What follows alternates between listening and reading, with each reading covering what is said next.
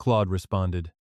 I flew back from a supplier audit in Charlotte on a Tuesday afternoon in March, with a garment bag over my shoulder, and the particular tiredness of a man who I flew back from a supplier audit in Charlotte on a Tuesday afternoon in March, with a garment bag over my shoulder, and the particular tiredness of a man who has spent 3 days looking at commercial HVAC units with people he respects but does not enjoy. I had been making that kind of trip for 19 years. Vice President of Operations for Trask Mechanical, the commercial HVAC contracting company I had co-founded in 2005 and taken full ownership of in 2016. Trips to Charlotte and Richmond and sometimes Nashville, always 3 days or fewer, always home by Tuesday evening, 19 years of the same rhythm. 3 days gone, Tuesday home, the house on Selwood Court with the porch light on, and Renee's SUV in the garage, and something warm already on the stove. I turned onto Selwood. Renee's SUV was in the garage, the door left half open. The porch light was off. I sat in my car in the driveway for a moment before I went in, because something about the dark windows didn't match the pattern, and a man doesn't spend 19 years reading a warehouse floor without learning to notice when the pattern breaks. I walked up to the front door. It was unlocked. I stepped inside and the house was empty. Not empty the way a house is empty when no one's home for the evening. Empty the way a house is empty when everything that made it a home has been carried out the door. The sectional was gone. The dining table Renee's mother had given us was gone. The photographs along the staircase, our wedding, the kids' graduations, the trip to Savannah for our 20th were gone, and only the little brass hooks remained in the drywall, like something had been amputated. I walked through the kitchen. The cabinets stood open. The good dishes, the pots, the coffee maker she used every morning of our married life gone. I stood in the middle of my own kitchen, in my sock feet, in a house I had lived in for 16 years, and I understood before I understood anything else that this had not happened today. There was one envelope on the kitchen island, cream-colored, my name written across the front in Renee's handwriting. Walter, I am not, by nature, a man who reacts before he understands. I ran operations for a mechanical contracting firm for 19 years, and if you last that long in that business, it's because you learned to read a situation before you respond to it. You don't walk onto a job site and start giving orders before you know what the problem actually is. So I looked at that envelope for a long moment before I touched it. I looked at the empty walls. I looked at Renee's SUV sitting in the garage with the door open, which told me she hadn't driven off in it, someone had come and gotten her, and she'd left the car behind because the car was titled in my name and she knew it. I opened the envelope. Inside was a letter, 2 pages, in the handwriting she'd used for 31 years of birthday cards and grocery lists. And behind the letter, folded into the same envelope like it had been an afterthought, was a printed transfer confirmation from Piedmont Trust, dated 4 days earlier. The account it came from was a joint brokerage account Renee and I had held since 2009. The account it went to belonged to someone named Carl Denny, at a bank in Asheville. The amount was $286,000. I set both pages down on the counter, and I stood there, in the wreckage of my own kitchen, and I did the only thing that has ever made sense to me when the ground moves. I started thinking about the timeline. Because what that transfer confirmation told me, more than the letter did, was that my wife had not left me. My wife had executed a plan. She had chosen the date. She had chosen the amount. She had done this on a schedule of her own making, while I was 3 states away talking about compressor units. What she did not know, what she could not have known, standing wherever she was standing in Asheville that night, was that I had been watching this exact thing arrive for 14 months. My name is Walter Combs. I'm 63 years old. I live, as of that Tuesday evening, in an empty house on Selwood Court in Concord, North Carolina. And the woman who left me an envelope on the counter had been building a life somewhere else for years while I built the one she was standing in, and what I had done, quietly, in the 14 months since I first understood what was coming, was something she had not accounted for at all. I started Trask Mechanical with a man named Bill Trask in 2005. Bill and I had run service crews together for a regional contractor for 11 years before we sat down at his kitchen table one night and decided we were tired of making other men rich. We started with 2 trucks and 4 guys and a line of credit that scared both of us. By 2012, we had 6 crews and a fabrication shop. In 2016, Bill's knees gave out and he wanted off the roofs and out of the business, and I bought his half at a number a friend helped me put together, Because that's what you do for a man who built something with you from nothing. By the time this all happened, Trask Mechanical was doing just under $9 million a year in commercial work across the Charlotte Metro and up into the Triad. I'm not telling you that to impress anybody. And I'm telling you because it matters to what Renee understood she'd married into, and to what she decided, 31 years later, she was owed. Renee Marsh became Renee Combs on a Saturday in October of 1993 at a small ceremony her aunt put together in Salisbury. She was 29. I was 32. We'd been together 2 years, which is enough time to think you know somebody, and not nearly enough to actually know them. She was sharp and funny and had a way of running a room without anybody noticing she was doing it, and she ran our household the same way: birthdays remembered, forms filed. 3 kids raised mostly on her scheduling while I was on job sites or in the truck. For most of our marriage, I took that for granted the way you take a furnace for granted, right up until the day it stops running. We had 3 children.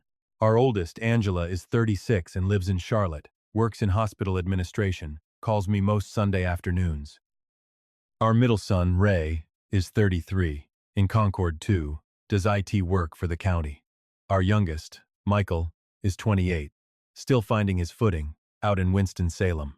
None of them were home the night I found the house empty. I didn't call any of them for the first 2 hours, because there are things a father needs to sit with alone before he hands them to his kids. The first thing I noticed, looking back, was small the way Renee started taking her phone into the bathroom in the spring 2 years before. She'd always left it on the counter, face up, and then one week she didn't anymore. I didn't say anything. I noted it, the way you note a strange sound in an engine, and I kept driving. The second thing was her sister's place in Asheville. Renee had gone up twice a year for as long as I'd known her, spring and fall, 4 or 5 days each time. That year it became 3 trips. The next year, 4, including a 9-day stretch in October she called getting ahead on Christmas. I didn't question it out loud. I had nothing yet worth questioning out loud. But I counted the days, and I noticed how she came back from each one a little more settled somewhere that wasn't here. The third thing was a Sunday evening in the kitchen, maybe 18 months before the envelope, when Renee asked me, out of nowhere, what I thought the business was worth. Not idle specific. She wanted to know how a mechanical contractor that size would be valued, whether I'd had it appraised, what a buyer might pay. I answered her, honest, because I had no reason then not to. But I noticed the specificity of it, the way a man notices when somebody's asking questions they've clearly already looked up the answers to. I called Bill Trask that week. Bill was 71 by then, long retired, but he still had a mind for the business sharper than most active owners I knew. I told him what Renee had asked. I didn't tell him what I thought it meant. I asked him what he thought it meant. He was quiet a second. Then he said, Walter, that's a question a divorce lawyer teaches a spouse to ask. That's asset valuation language. I said, I know. He said, you think Renee's planning to leave? I said, I think I'm watching something, and I want a second set of eyes on it. He said, what do you need from me? I said, I'll let you know. I drove home from the shop that night and sat in my truck in the driveway for a long while before I went in. I sat with the phone, the trips to Asheville, the valuation question, end quote, end quote, end quote, end quote, end quote, end quote, end quote. And one more thing, which I hadn't told Bill, because I hadn't told anybody. Back in the spring, before any of the rest of it, I'd sat down at the shared computer in the den to pay a utility bill, and Renee's email was open, and the preview pane showed a message from somebody named Carl Denny. The subject line said, can't wait to finally have a weekend that's just ours. I didn't open it. I noted the name and I closed the browser, and I went and paid the electric bill like I'd sat down to do. I am not a man who acts on a subject line, but I spent 2 evenings doing the kind of looking the internet lets anybody do if they're patient. Carl Denny, Asheville, North Carolina, 61, ran a small property management company, graduated the same high school in Salisbury that Renee had, 2 years ahead of her. There was a public reunion photo from 4 years earlier, the two of them standing together at an alumni event with the particular closeness of 2 people glad to see each other in a way that reunions don't usually explain. 4 years before the empty house, it turned out, the whole thing had already started. I sat with that a long time. Then I picked up the phone and called a family law attorney named Douglas Price out of an office on Union Street in Concord, a name Bill had given me from his own divorce years back, describing him as the most careful legal mind he'd ever dealt with. In a courtroom or out of one, I called Douglas Price, and I asked him one question. I said, "If I believe my wife is planning to leave the marriage and make a claim against my business, what do I need to do right now?" He said, "Come in Monday. Bring every business record you have." I came in Monday. I brought everything. What Douglas told me, over 2 long sessions, rearranged how I understood the ground I was standing on. He said, "North Carolina is an equitable distribution state. The court divides marital property fairly, which does not mean evenly, and your business, depending on how it's structured, and when its value grew, may be treated in part as marital property." He said the key question was what the business was worth before the marriage, what grew during it, and whether I had the paperwork to draw that line clean. I told him I started Trask 2 years into the marriage, but Bill and I had put in 11 years together at another company before that, building the relationships that made Trask possible from day one. He leaned forward. "Walter, I need you to hear this, plainly. If your wife is asking valuation questions and taking unexplained trips and you believe a filing is coming, the timing of when you take protective steps matters enormously." I said, "What can I actually do?" He said, "A postnuptial agreement is off the table." At this point, she'd never sign one now, without it raising more questions than it answers. "What we can do is get your corporate structure and your documentation in order, so a court sees clearly what's yours and why." He paused. "I am not suggesting you hide anything. I'm suggesting you finally put a fence around what's legitimately yours on paper, because right now that fence doesn't exist." I spent the next several months with my accountant, a careful, no-nonsense woman named Ruth Alvarez, who'd done Trask's books since 2007. We built out the documentation, the premarital relationships and contracts that fed the business's early growth, the years Bill and I had put in before Trask even existed, the parts of the company's value that had nothing to do with the marriage at all. Douglas reviewed it in the spring and told me it was the cleanest asset record he'd seen from a business our size in years of practice. Then he asked me, "Have you thought about the house?" I told him it was in both our names. He said that could be addressed not by pushing Renee off the deed, which would be improper, but by documenting the down payment source, the mortgage history, what share of the equity was demonstrably mine going back to before the marriage. Then he asked about the joint brokerage account, the one that, as of that spring, held right around $280,000. I told him it was joint, right of survivorship, both our names on it. He said, "Either one of you can move that money without the other's consent. I'm not telling you to move it first. I'm telling you to understand that in situations like this, somebody usually does." I didn't touch the joint account. I didn't want to do anything a court could later call improper. But I did open an individual account at a different bank, and over the following months I redirected my personal draw from the business into that account instead of into our joint one. That was legal. That was documented. Douglas confirmed it was proper. By the time I came home to an empty house, that account held $61,000. I'd moved there over 10 months. The joint brokerage account held $286,000, which Renee had apparently been watching the whole time, and which she moved, I'd learn, 4 days before I got home from Charlotte. She moved it to Asheville, to Carl Denny's bank, to a life she'd been quietly assembling for 4 years while I was 3 states away talking about rooftop units and coming home Tuesday nights, to what I thought was still a marriage. I read her letter again after I read the transfer slip. 2 pages, on the stationery she'd used my whole married life. She was a good writer, and I'll say that plainly because it's true and because fairness costs nothing now. She said she'd been unhappy longer than she could easily explain. She said she'd met someone who made her feel seen in a way she hadn't in a long time.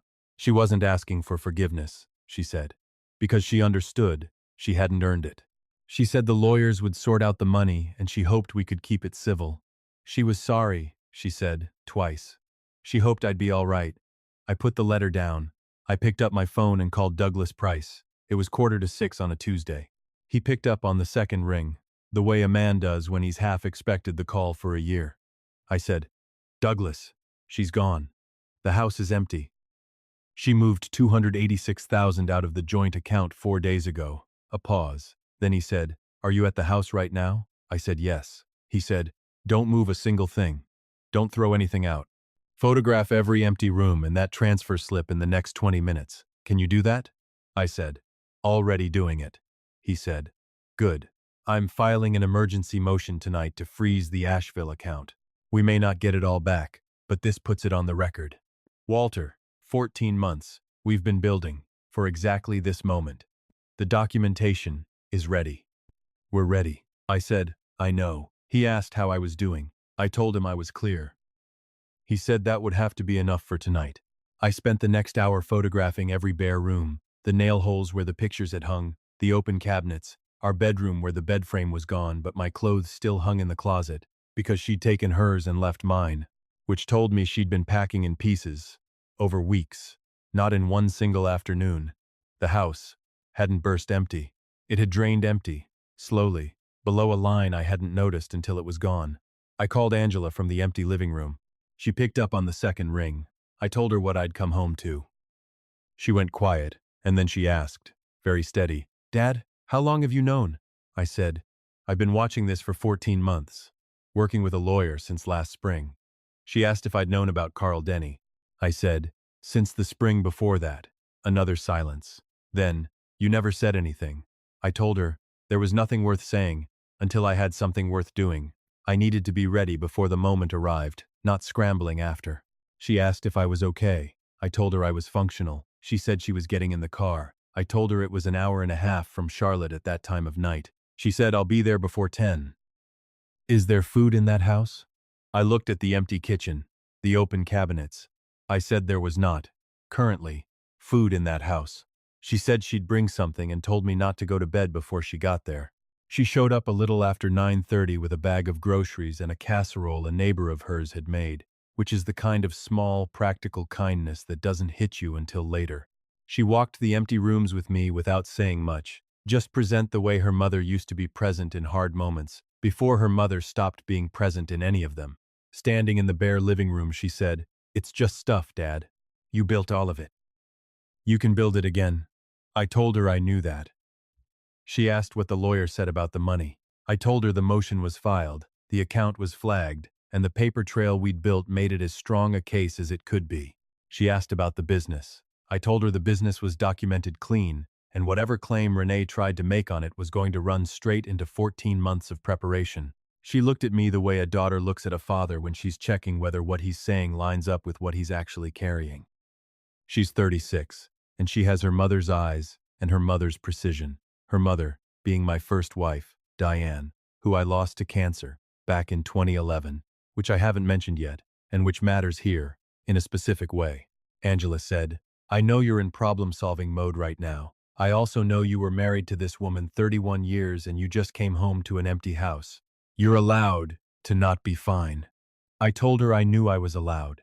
I said I was choosing to be clear right now because clear was useful, and the rest of it would still be there once the useful part was finished. She said, That's very you. I asked if that was a criticism. She said no, an observation that her mother used to say I was the most prepared man she'd ever met. I told her Diane was smarter than the two of us combined, and she'd have handled this better than I was handling it. Angela said I was handling it just fine. We sat on the bare living room floor, because there was nowhere left to sit, and ate the neighbor's casserole out of the dish with 2 forks, and talked past midnight about things that mattered and some that didn't. And at some point that empty house stopped being the scene of what had happened that day and turned into just a house that needed furniture, which, compared to everything else, is a solvable problem. The divorce took the better part of a year. Douglas Price was every bit what Bill had promised. Precise, unhurried, and always willing to tell me the truth, instead of what I wanted to hear. Everything we'd built over 14 months carried the case. The business valuation, the premarital groundwork Bill and I had laid, years before the marriage even started, the earnings redirection with its clean paper trail, and the full record of the Asheville transfer, the timeline, the reunion photo, the emails, all of it, telling a story about that transfer that Renee's attorney, a capable man out of Asheville named Frank Whitlow, was never quite able to reframe. The court found what Douglas expected. It would find that moving $286,000 out of a joint account 4 days before filing for divorce was a dissipation of marital assets, and ordered it returned to the estate for proper division. Renee got a share of it. because North Carolina law entitled her to one. I got a share back. The business was reviewed by a court-appointed evaluator who looked at Ruth's documentation and largely confirmed it. The portion of Trask's value tied to the marriage went into the marital estate. The portion tied to work Bill and I did years before Renee and I even met stayed mine. It wasn't painless. Dividing something you spent 2 decades building never is, but it was fair, and it was built on an accurate record instead of a guess. There's one moment from the proceedings I want to tell you about, because underneath all the paperwork and the motions, it's the moment this whole thing was really about. During a deposition that winter, in Douglas's conference room, Frank Whitlow asked me why I'd started redirecting my salary into a separate account nearly a year before the divorce was even filed. I told him because I had reason to believe, based on what I'd observed, that a divorce was coming, and I'd taken legal steps to protect my own earnings from that point forward. He asked when exactly I'd developed that belief. I said the spring before, roughly 18 months prior. He asked what specifically had led me there. I told him the change in her habits with the phone, the increase in trips to Asheville, the valuation questions, and a name I'd seen in an email that spring, Carl Denny. The room went quiet. Renee was sitting across the table from me for the first time since I'd walked into that empty house. I hadn't looked at her directly the whole session. I looked at her then. She was looking at the table. Frank Whitlow said he had no further questions on the subject. I looked over at Douglas. He didn't change expression. He didn't need to. What had just happened in that room was the entire 14 months arriving at once, not the documents, not the motions, but the exact second my wife understood that while she thought she'd been the only one quietly building toward an ending, I had been building right alongside her, from nearly the same starting line. The house on Selwood sold that summer. We split what was left of the equity. I bought a smaller place out past Kannapolis, a brick ranch from the 60s with a garage big enough for a real workbench and a yard that needs more work than I probably should take on at my age. I've been putting weekends into it ever since, because working with my hands has always cleared my head better than anything else does, and my head needed clearing. Angela drives out most months. Ray comes by on Sundays when work allows. Michael calls more than he used to, which I notice and don't mention, because some things are better left alone to keep growing. Bill Trask came by one Saturday that fall and helped me frame out shelving in the garage, which is the kind of thing a man you've worked beside for 30 years does without being asked, because he's known you long enough to know exactly when you need the help and won't say so. I've thought a lot about something Angela said that first night, sitting on the bare living room floor with a casserole dish between us. She said it's just stuff. She was right. The sectional, the dining table, the photographs off the staircase, all of it was replaceable. What mattered, the business, the paperwork that protected it, the equity in a house, the relationship I still have with my kids, all of that stayed intact. Not because I got lucky, because I spent 14 months making sure it would. I lost Diane, my first wife, to cancer back in 2011 when Angela was 19. I'm telling you that now because it explains something about how I move through hard things. When you lose somebody with warning, watching it come for months, you learn there's a particular kind of grief in bracing for something you can't stop no matter how ready you are. But you also learn the difference between what you can brace for and what you can't. What you can prepare for, you prepare for, completely, without waiting to be sure it's necessary. Because the things you don't prepare for are the things that leave you standing in an empty kitchen holding a transfer slip with no case and no way to make it right. My father used to tell me the difference between a man who gets knocked flat and stays there and a man who gets knocked flat and gets back up was never about strength. It was about whether he saw the punch coming. A man who sees it coming has already decided what he's doing next before he even hits the ground. I saw it coming. I decided what I was doing next. And on a Tuesday evening in March, standing in an empty kitchen holding an envelope meant to tell me everything was over, what I actually found in my hands was proof that the work was already done, and that it had been enough. That's the only kind of paper that matters, in the end. Not the one that tells you what somebody else did to you. The one that tells you what you built, before they ever got the chance to take it. The garage out past Kannapolis is coming along. The yard's further along than it was. The shelves Bill and I built are stacked with tools that came out of the old garage on Selwood, tools that were always mine, that nobody thought to touch, because nobody thinks about a garage when they're carrying furniture out a front door in pieces over 3 months. I go out there most Sunday mornings now, coffee in hand, and stand around in the smell of sawdust, thinking about whatever the next project is. There's always a next project, if you're the kind of man who needs one. Right now, it's a workbench I've been sketching out for a couple weeks. Good joints, right proportions, built to actually last. That's the whole trick of what comes after. You build something that lasts, Claude responded. You don't have to see every ending coming to survive it. Sometimes, the real strength is just refusing to be caught empty-handed, in love, or in life. You don't have to see every ending coming to survive it sometimes. The real strength is just refusing to be caught empty-handed, in love or in life. Keep something built for yourself. Stay close to the people who'll drive through the night for you, and let the rest go. Stuff can always be replaced. What you protect quietly, with patience, is what actually carries you through. A small note for you. This story was written and fictionalized by AI for entertainment purposes, while hopefully leaving you with a genuine, positive lesson to carry forward.